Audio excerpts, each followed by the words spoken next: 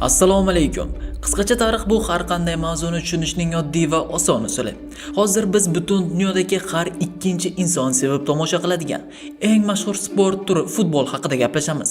Bu shunchaki to'p bilan o'yin emas, balki butun dunyodagi deyarli barcha insonlarni birlashtira olgan va hattoki urush boshlanishiga sabab bo'lgan sportdir.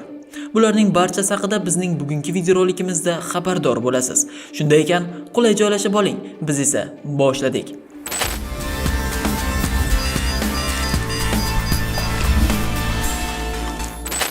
Miloddan avvalgi 3000-yil. Bu yillarda Mezoamerika madaniyatidagi futbolning ilk turlari shakllangan. Bu yerda to'pning rolini quyoshning ramzi bo'lgan oddiy yumaloq tosh o'ynagan. O'yinda ikki jamoa qatnashgan bo'lib, yutqazgan jamoa kapitani qurbonlikka tanlanardi. Shunday ekan, hozirgi futbolni siz shafqatsiz deb o'ylasangiz adashasiz. Avvalgi davrlarda bundan ham shafqatsiz bo'lgan. Miloddan avvalgi 2000-yillarda esa qadimiy Gretsiyada to'p yordamida o'ynaladigan yana bir o'yin paydo bo'lib, nomi Episkiras deyilardi. Bu o'yinga istalgan odam qo'shilishi mumkin edi. Bunda uning jinsi, yoshi umuman hisobga olinmas edi. U ko'proq Amerika futboliga o'xshab ketardi. To'p esa oyoq yordamida tepilardi. Ammo eng katta farq Episkirasda hech qanaqa maxsus kiyim kiyilmas, hamma o'yinchilar kiyimsiz o'ynashardi. 1-asrda qadimiy Rimda Garpassium nomli o'yin paydo bo'ldi. Bu o'yin yordamida Rim legionerlari o'zlarining chaqqonliklarini va kuchlarini mashq qildirishardi. To'p sifatida esa ular teri bilan qoplangan hayvonlarning qovuqlaridan foydalanishgan. Miloddan avvalgi 2-asrda esa Xitoyda hozirgi zamonaviy futbolga o'xshab ketadigan sudzui sport turi shakllangan edi. O'yin maydonida esa bir vaqtning o'zida 6 ta darvoza bo'lgan. Ayni o'sha davrda o'yinda nafaqat oddiy o'yinchilar, balki professional o'yinchilar bo'lib, yutuqlarga nisbatan yaxshigina mukofot pullarni qo'lga kiritishgan. 2004-yilda esa FIFA tomonidan sudzui hozirgi zamonaviy futbolning eng qadimiy turi deb tan olingan. 644-yilda sudzui Yaponiyada paydo bo'lib, u yerda anchagina rivojlanishga ega bo'ldi. O'yinning qoidasi to'pni yerga tushirmaslik edi. O'yinda istalgan yoshdagi, istalgan jins vakili qatnashishi mumkin edi. Egnillarida esa o'zlarining milliy liboslari kiyilishi kerak. G'alati tuyulmasin, ammo bu o'yinni hozirgacha o'ynab turishadi. 7-asrda to'p bilan o'ynaladigan o'yin Britaniyaga ham kirib keldi. Britaniyada esa to'pni deyarli hamma har kuni o'ynardi. Ikki jamoa va cheklanmagan miqdordagi qatnashuvchilar to'pni raqib darvozasiga kiritishlari kerak edi. O'yin juda ham keskin, shafqatsiz va odam sog'lig'i uchun xavfli tarzda o'tardi. 1389-yilda futbol Angliyada o'z nihoyasini topdi. Sababi qirol Richard II qirollikdagi barchaga to'p o'ynashni va to'p yasashni taqiqlab qo'ydi. Bo'ysunmaslikka esa eng og'ir jazo berilgan. Ayrim hollarda esa o'lim jazosini ham qo'llashgan. Ammo bu cheklashlar foydasiz bo'ldi. Futbol esa borgan sari rivojlanib borardi. 16-asrda Italiyada futbolning boshqacha turi shakllanib, Florensiya Calciosi deb nomlandi. U hamma zotlar kabi maydonda o'ynaladigan jamoaviy o'yinga aylandi.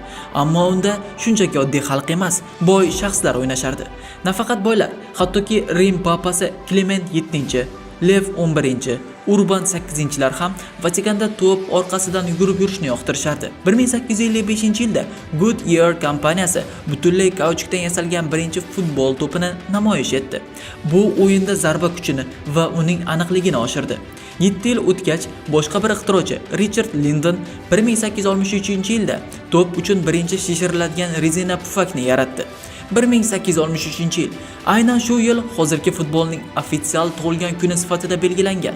Aynan o'sha yillarda birinchi futbol federatsiyasi va eng asosiy qoida qo'lni to'pga tegdirmaslik yaratilgandi. Aynan shu qoida hozirgi kungacha umuman o'zgartirish kiritilmasdan turibdi. 1872-yilda birinchi rasmiy xalqaro o'yin bo'lib, Angliya va Shotlandiya terma jamoalari o'ynashgan edilar. Bu o'yinni tomosha qilish uchun 4000 kishi tashrif buyurgandi. Ushbu voqea futbol olamida muhim ahamiyatga ega bo'lishiga qaramay, uchrashuv zerikarli bo'lib, golsiz durang bilan yakunlandi. 1893-yilda ilk marotaba futbol klubi boshqa bir klubdan futbolchi sotib oldi. Sotilgan futbolchi Veli Gross 100 funt evaziga boshqa klubga o'tgandi. To'g'ri, kichik summa, ammo aynan shu sabab futbolchilar savdosi boshlangandi. 1897-yil 24-oktyabrda Rossiya imperiyasida birinchi rasmiy o'yin bo'lib o'tdi.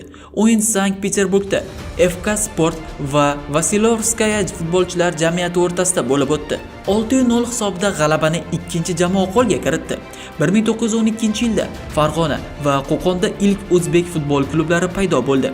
Shundan so'ng Samarqand, Toshkent, Andijon, Namangan hamda O'zbekistonning boshqa shaharlarida turli futbol klublari paydo bo'la boshladi. O'tgan asrning 20-yillariga kelib O'zbekiston milliy terma jamoasiga asos solindi.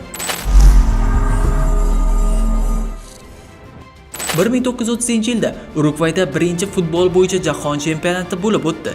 Aynan shu chempionat uchun Centenario o'yingohi qurilib, bir vaqtda 90 ming muxlisni sig'dira olar edi. Va hozirgacha ushbu chempionat har 4 yilda o'tkazib boriladi. Ammo ikkinchi jahon urushi sababli ikkita chempionat o'tkazib yuborildi.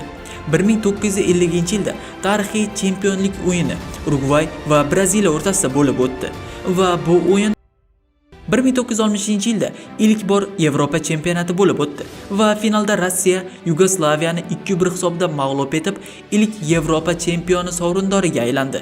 1969-yilda ilk marotaba futbol sababli harbiy jang kelib chiqdi. Gonduras terma jamoasi Salvadorga jahon chempionati play-off bosqichida mag'lubiyatga uchradi. Aynan shu mag'lubiyat tufayli ikki mamlakat 7 kun davomida to'qnashuv yuz berdi va 5000 ga yaqin kishi halok bo'ldi. 1991-yilda O'zbekiston Futbol Federatsiyasi Osiyo Futbol Konfederatsiyasi hamda FIFAning to'laqonli a'zosiga aylandi.